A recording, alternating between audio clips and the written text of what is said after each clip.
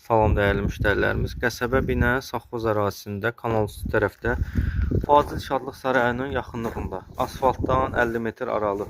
Həmçinin marşrut xətti də evdən 50 metr aralı keçir. Gördüyünüz kimi evimizin həyətyanı sahəsi də evimiz 2 sotun içində yerləşir. 3 otaqlı koridor sistemi.